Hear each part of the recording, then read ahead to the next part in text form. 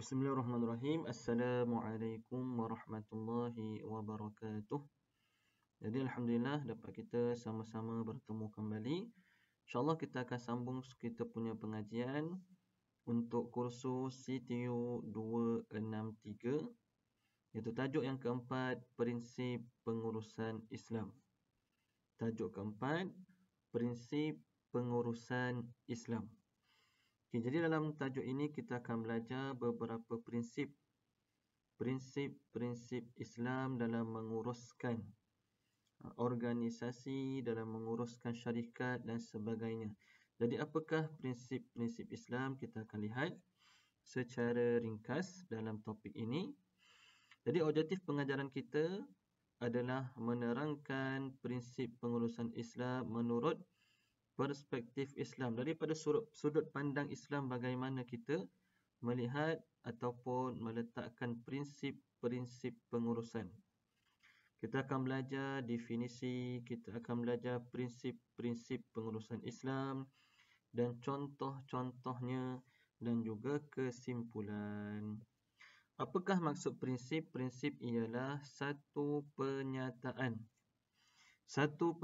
asas atau kebenaran.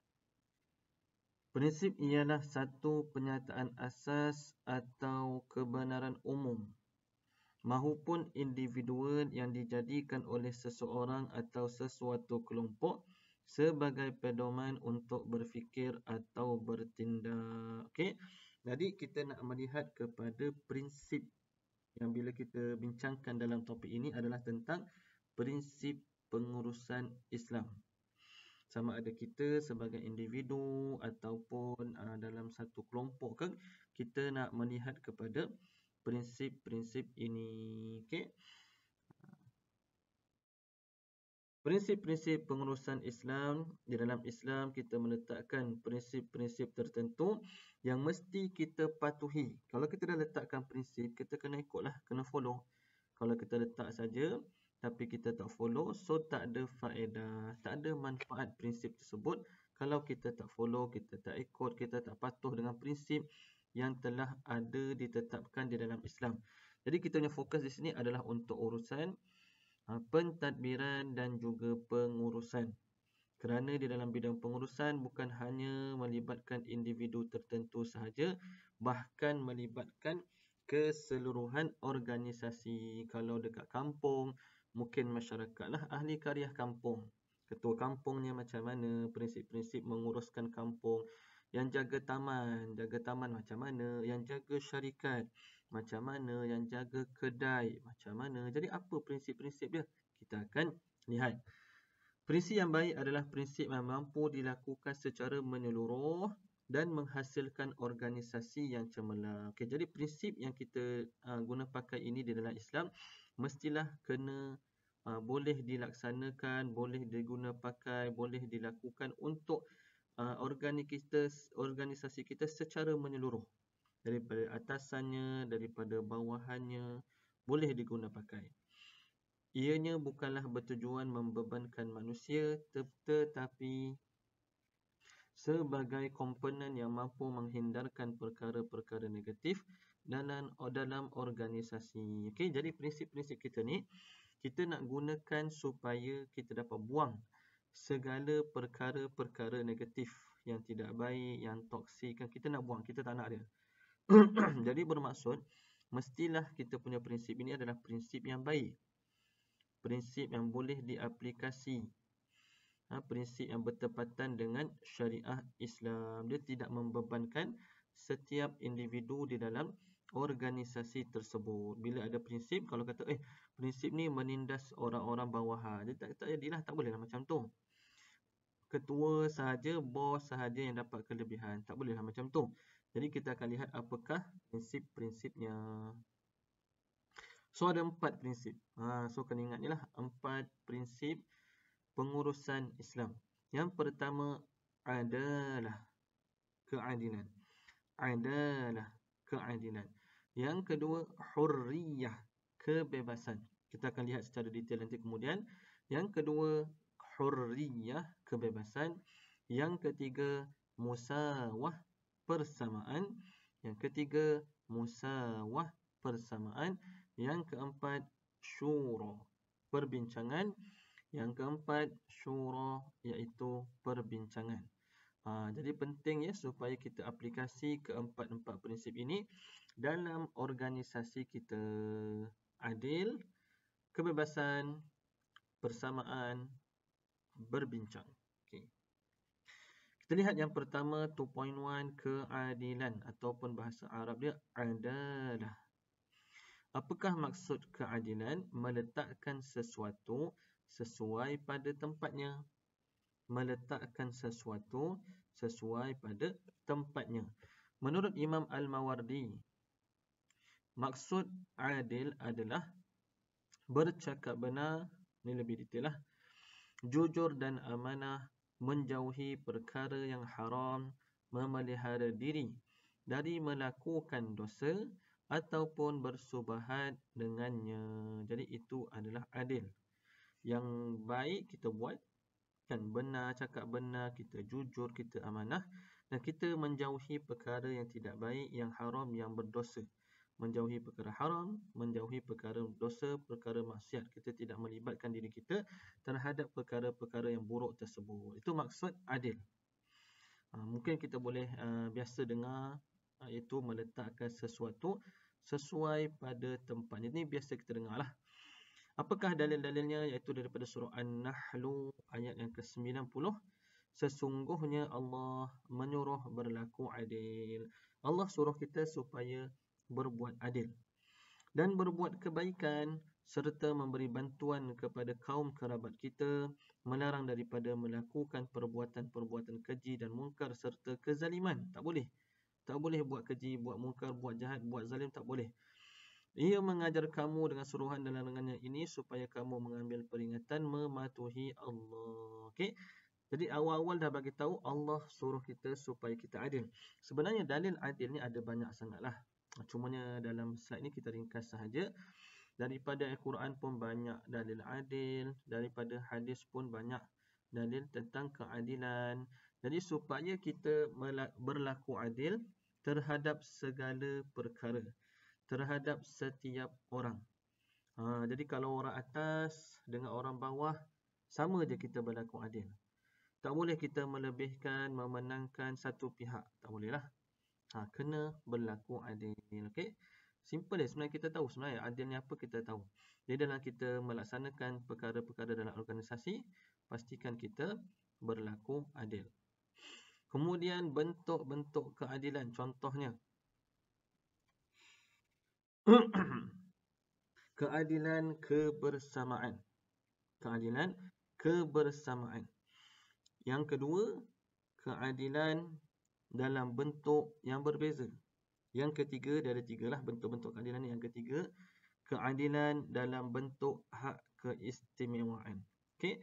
Jadi kita akan lihat ketiga-tiga perkara ini. Yang pertama, kebersamaan kita. Iaitu tidak ada perbezaan lah. Ada perkara-perkara yang perlu kita buat secara bersama. Adil tu sama.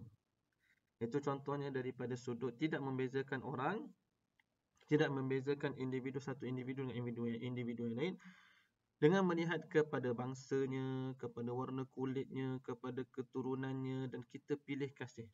Kita suka orang ni, kita lebihkan dia. Dia naik pangkat cepat, dia dapat bonus lebih.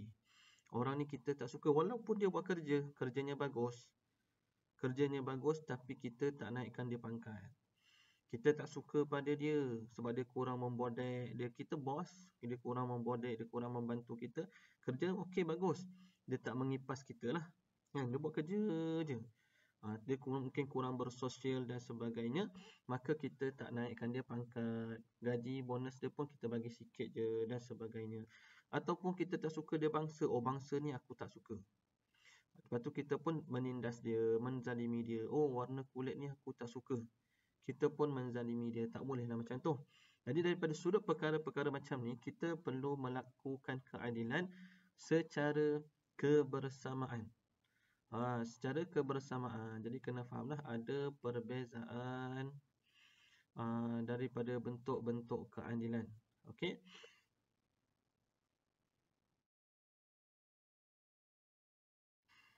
Okey, kemudian yang kedua. Yang kedua, bentuk adil adalah kita adil juga, tetapi kita dalam bentuk yang berbeza. Okey. Contohnya apa? Contohnya kita memberi sesuatu kepada individu dalam syarikat kita, dalam organisasi kita, kita membezakannya daripada sudut kemahiran dia, daripada sudut pangkat dia, daripada sudut tanggungjawab dia. Mana yang kemahiran dia lebih, maka kita boleh bagi dia gaji lebih, bonus lebih. Mana yang pangkatnya lebih, manager, pembantu manager kan. Mestilah manager tu tanggungjawab dia lebih banyak. Dia kena banyak masuk meeting, dia kena banyak buat keputusan. Jadi kita boleh bagi dia gaji yang lebih, bonus yang lebih. Kemudian mungkin dia banyak projek-projek yang dia berjaya selesaikan. Kalau kita ataupun kita sama pangkat. Manager A, manager B. Tapi daripada sudut dia punya KPI ataupun dia berjaya melaksanakan sesuatu perkara ataupun projek-projek, yang manager A ni berjaya buat 10 projek. Manager B pula dia malas, dia manager tapi malas, dia hanya cari beberapa projek, dia berjaya buat tahun tu 2 projek je. Jadi 10 projek lawan 2 projek mana boleh sama. Maka yang 10 projek ni dapat bonus yang lebih. Contoh macam tu lah.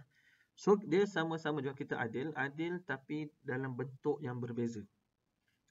Dua-dua dapat juga bonus. Tapi bonus yang berjaya 10 projek dengan bonus yang berjaya 2 projek tak sama. Takkanlah kita bagi, okey, yang berjaya 10 projek dapat 5,000. Yang berjaya 2 projek dapat 5,000 juga. Itu tak adil lah jawapannya. Itu bukan adil. Jadi kita bagi berbeza, iaitu bentuk keadilan yang berbeza. Kemudian yang ketiga, bentuk keadilan daripada sudut keistimewaan, yang mungkin ini ada dalam undang-undang kita lah. Contohnya, di Malaysia mestilah kita melebihkan kaum Melayu dan juga Bumi Putera. Ini adalah tanah kita, tanah Melayu, maka kita melebihkan kaum Melayu, kan? Lepas tu kita melebihkan pula orang Islam, agama rasmi kita, orang Islam. Kita lebihkan pula yang Bumi Putera dan sebagainya, ya. Jadi ini adalah contoh-contoh lah. Ada hak keistimewaan, ada. Kan takkanlah kita punya negara tiba-tiba kita lebihkan orang foreigner, takkan macam tu pula. Jadi tak sama, ya.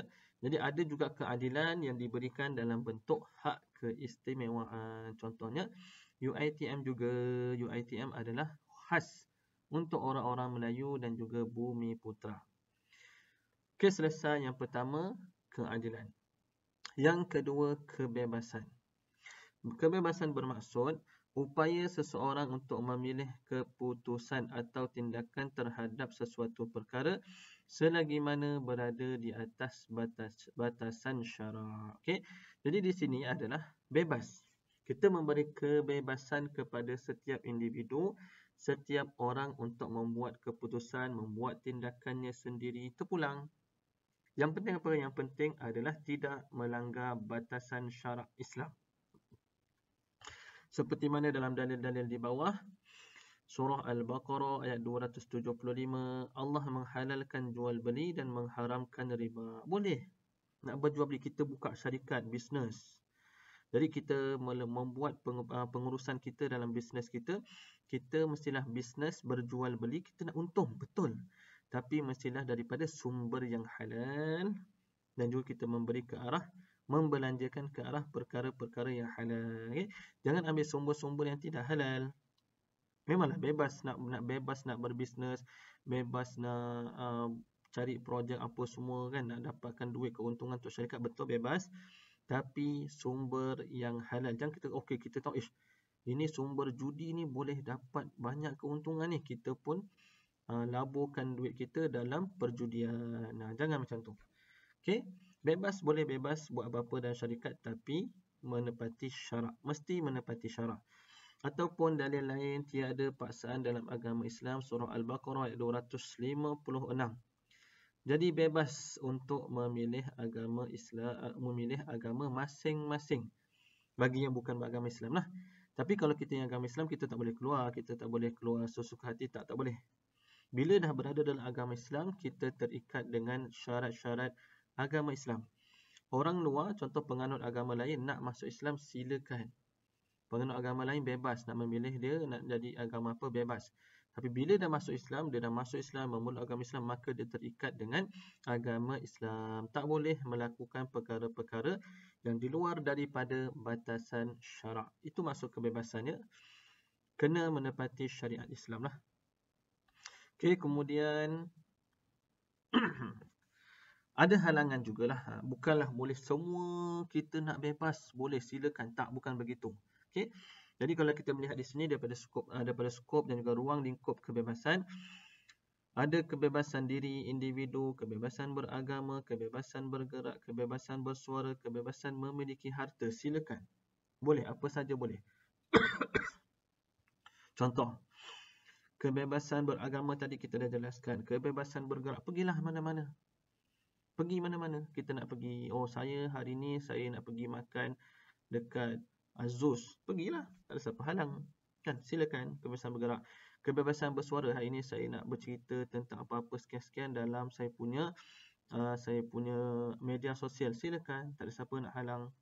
Kebebasan memiliki harta, Islam pun kata terpulang nak kaya ke, nak miskin ke, nak terpulang. Bebas memiliki harta. Bukannya kita kata, okey, tak boleh beli kereta melebihi 2. Tak, mana ada. Kebebasan diri, terpulanglah kepada masing-masing. Selagi mana syarat dia, selagi mana mestilah menepati syariat Islam. Tetapi di sebalik banyaknya kebebasan ini ada juga halangan-halangan kebebasan. Ada halangan. Contoh, tidak boleh melakukan aktiviti haram. Mana boleh? Sebab itu dah di luar daripada syarak. Tak boleh buat perkara haram. Contoh, kebebasan memiliki harta, tak bolehlah ambil daripada harta curi. Aku curi, bebas. Aku suka hati akulah bebas mencuri. Mana ada, tak bolehlah macam tu. Bebas nak buat maksiat, tak boleh juga macam tu. Ataupun halangan kebebasan. Kita nak, bebas buat maksiat, nak membunuh orang ke, bebas bunuh orang. Bebas buat jahat. Bebas merompak. Mana ada macam tu, tak bolehlah. Ataupun kepentingan umum. Contoh kita kata COVID-19 hari tu, dia telah menghalang kita daripada kebebasan bergerak. Tak boleh keluar rumah, tak boleh merentas sempadan, pergi kedai pun ada penjarakan sosial dan sebagainya. Kalau ada kepentingan umum, maka boleh dihalang sesuatu perkara tersebut. Contoh, kebebasan bersuara. Semua benda nak lantang cakap ni tu semua kita nak sampai kita sentuh tentang agama Islam, tak boleh lah. Sentuh tentang istana, sultan-sultan, tak boleh lah. Berlebih-lebihan cakap tentang perkara-perkara yang tidak elok, tak boleh lah. Ataupun kalau nak berceramah, kena ada tauliah. So, itu semua kena ikut kepada peraturan kerajaan kerana ada kepentingan umum. Okey. Ataupun halangan kebebasan, kecemasan dan darurat. Kalau ada kecemasan, ada darurat, kita bebas nak makan. Kalau kita benda haram tak boleh makan. Tapi bila kita kecemasan, dalam keadaan darurat, boleh makan perkara-perkara yang haram. Makanan haram seperti kita jumpa bangkai ke apa, babi ke kita jumpa, kita makan. Tetapi sekadar, halangannya adalah sekadar kita untuk menyelamatkan nyawa sahaja. Tak bolehlah, sedapnya makan babi ni, makan babi sampai kenyang. Tak boleh. Ada halangan dia. Makan sekadar menyelamatkan nyawa sahaja. Jadi kebebasan pun betul, ya, kita ada prinsip kebebasan, tetapi perlu dipatuhi syarat-syaratnya, ada halangan-halangannya. Okey, selesai yang kedua. Keadilan selesai, kebebasan selesai. Yang ketiga, musawah, persamaan. Sama rata.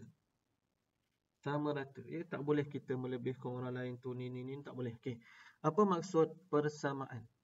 Apa maksud persamaan? Iaitu persamaan taraf dan kedudukan setiap individu manusia di sisi undang-undang atau peraturan dalam memperolehi hak asasi dan status kemanusiaan. Bermaksud di sini, setiap manusia sama di sisi undang-undang. Tak boleh kita kata, okey, kalau pemimpin masyarakat kebal daripada undang-undang. Mana boleh macam tu? Okey, kalau YB tidak akan didakwa. Okey, kalau orang ni sekian-sekian, ada pangkat, ada nama, masyhur, dia tak akan didakwa. Mana boleh macam tu? Okey. Kemudian orang-orang yang di bawahan pula, orang-orang bawahan pula semua dipersalahkan. Tak bolehlah macam tu ya. Jadi kita kena ada sama rata. Undang-undang sama rata diguna pakai ke atas setiap individu. Antaranya dalam surah Al-Hujurat dalilnya ayat 13. Kemudian surah Al-Isra ayat 70. Ya, yang bermaksud ayat ini menjelaskan bahawa Allah memuliakan anak cucu Adam seluruhnya dengan tidak mengira bangsa, kaum, dan Allah jugalah yang melebihkan manusia daripada makhluk ciptaan yang lain. Jadi sama je manusia ni. Tak ada kira okey kalau bangsa sekian-sekian dia kebal daripada undang-undang. Okey, kalau orang ni ada pangkat tinggi dalam kerajaan, kebal daripada undang-undang. Tak boleh macam tu. Ya, so kita persamaan sama sahaja daripada sudut undang-undang bagi setiap individu. Apakah bentuk-bentuk persamaan yang ada? Tadi bentuk-bentuk keadilan kan? Ni bentuk-bentuk persamaan. Yang pertama daripada sudut undang-undang, yang kedua daripada sudut hukuman, yang ketiga daripada sudut menerima kemudahan. Okey, yang pertama kita lihat. Sama daripada sudut undang-undang. Semua orang akan diberikan undang-undang sama rata. Dikenakan undang-undang sama rata. Orang tu hisap, orang biasa, masyarakat biasa hisap dadah, anak YB hisap dadah, sama kena dibicarakan dengan undang-undang. Orang ni dia langgar lampu merah, orang biasa langgar lampu merah, dan orang yang masyhur dia ada nama langgar lampu merah, sama juga daripada sudut undang-undang akan dibicarakan. Manakala daripada sudut hukuman pun ada yang kedua, mesti ada persamaan tanpa mengira latar belakang juga. Okey, orang ni yang siapa tadi dibicarakan, okey, anak orang kenamaan dengan anak orang biasa-biasa. Jadi dua-dua ada undang-undang yang sama. Dia bukan undang-undang berbeza. Lepas tu masuk kepada bentuk kedua, bentuk hukuman. Dua-dua diberi hukuman yang sama. Okey, tak adalah anak kenamaan ni langgar lampu merah, dia kena bayar RM50. Anak orang biasa ni langgar lampu merah, dia kena hukuman RM100. Tak sama. Mana boleh macam tu? Prinsip mesti sama tanpa mengira latar belakang. Hukuman mesti sama. Okey, sepatutnya begitu di dalam Islam. Okey. Agihan dan penerimaan kemudahan, penafian terhadap hak akan menimbulkan konflik sosial yang mendatangkan kesan negatif. Semua orang menerima kemudahan yang sama. Okay, jadi orang yang menggunakan jalan raya, semua boleh guna jalan raya. Mana ada tiba-tiba okey kau tak boleh guna jalan raya. Ataupun macam ada negara yang dia melihat kepada jalan raya ni, okey, hari ni nombor plat sekian-sekian, boleh hari Isnin boleh keluar guna jalan raya. Hari Selasa nombor plat ganjil, hari Rabu nombor plat genap, hari Khamis nombor plat ganjil, hari Jumaat nombor plat genap. Jadi macam itulah, kedua-duanya dapat juga kemudahan, menerima kemudahan, dapat gunakan sekolah, semua dapat gunakan sekolah, semua dapat gunakan elektrik, semua dapat gunakan internet di mana-mana ada. Sepatutnya begitu. Jangan kita meletakkan okey dekat negeri sekian-sekian kita naikkan 10 sekolah baru. Negeri sekian-sekian kita naikkan 1 je sekolah baru. Sedangkan negeri itu banyak, dia punya rakyat dia ramai. Tapi kerana tiada kepentingan dia naikkan 1 je sekolah baru dan sebagainya. Jadi ini tak samalah. Ini berlaku ketidaksamaan. Okey, jadi elakkan perkara macam ni. Okey, yang keempat, syura ataupun mesyuarat. Maksud mesyuarat, suatu proses perbincangan yang melibatkan para ilmuwan ataupun pakar bidang tertentu terhadap sesuatu perkara tertentu bagi mendapatkan keputusan terbaik. Kita berbincang, bermesyuarat. Ya, syura ni bermesyuarat. Kita bermesyuarat supaya kita dapat mengambil banyak pandangan daripada pakar-pakar, daripada tokoh-tokoh, daripada ilmuwan dalam bidang. Contohlah kita bincangkan pengurusan Islam. Panggil tokoh-tokoh pengurusan Islam, pakar-pakar dia. Kita bincang, keluarkan satu keputusan yang terbaik. Kita nak dengar ni pandangan semua orang. Patutnya macam itulah mesyuarat. Bukan hanya okey, ketua je keluarkan arahan tanpa berbincang, tanpa bertanya. Jadi ini dah jadi tak berlakulah mesyuarat tu. Tak berlakulah syura. Okey. Dan ini ada dalam pelbagai dalil dalam Al-Quran, surah Al-Baqarah ayat 233, surah Asy-Syura. Dalam Al-Quran ada surah Asy-Syura, mesyuarat ayat 38, surah Ali Imran ayat 159. Semua perkara selagi boleh kita cuba mesyuarat, berbincang, atau bahasa mudah dia berbincang lah mesyuarat tu. Okay, ada batasan-batasan dia. Ada batasan-batasan kita berbincang, bermesyuarat ini. Apa dia? Iaitu yang pertama, kita tak boleh berbincang daripada sudut perkara-perkara yang memang ada kata apa? Memang ada sesuatu yang dah tetap dalam Islam. Sesuatu yang telah tetap dalam Islam tak bolehlah kita bincang nak ubah. Kan? Sesuatu yang dah tetap dalam Islam tak boleh kita bincang. Okey, kita masuk mesyuarat, pakar-pakar, jom kita ubah, kita kata tak boleh lah. Solat ni solat ni ada 5 waktu. Solat subuh 2 rakaat. Jom kita bincang, kita bermesyuarat, boleh tak kita tukar? Solat subuh ni kita nak buat berapa rakaat ni? Mana boleh macam tu? Tak boleh. Perkara yang tak boleh bincang dah. Dalam Islam dah tetap, perkara yang dah tetap tak boleh bincang. Okey. Ataupun kita bermesyuarat untuk melakukan hal-hal kejahatan, hal-hal maksiat. Kita berkumpul beramai-ramai, jom macam cerita-cerita merompakan tu, kan, Italian job lah apalah kan. Duduk ramai-ramai, kita bincang macam mana nak rompak bank. Itu mana boleh nak buat apa, itu dah memang perkara jahat, kejahatan, maksiat, dosa. Berbincang macam mana nak rompak bank, nak masuk pintu mana, nak pecah mana, tak boleh, ya. Hari ni kita berbincang nak rompak rumah orang kaya ni, tak boleh. Okey. Syura, berbincang ini diguna pakai untuk melakukan perkara-perkara kebaikan, mendapatkan keputusan yang terbaik dalam organisasi. Okey. Kelebihan apa kelebihan dia? Yang pertama, kita dapat mengambil keputusan yang lebih baik. Kalau kita mendapatkan banyak-banyak pandangan, kita pilih satu keputusan terbaik dan keputusan yang mungkin tepat. Kan ada 10 keputusan ni. Pilih yang terbaik, dan mungkin keputusan yang terbaik itu adalah keputusan yang tepat. Kan berbanding kita tak bincang, tak ada idea langsung. So kena bincang. Kemudian mengelak daripada kita buat silap. Kalau kita tak bincang, kita sorang-sorang je, kita fikir sorang-sorang, kita buat, mungkin tersilap. Tak ada orang tegur kan. Ataupun kita menggalakkan manusia berlapang dada mendengar pandangan orang. Dalam meeting tu ada 10 orang.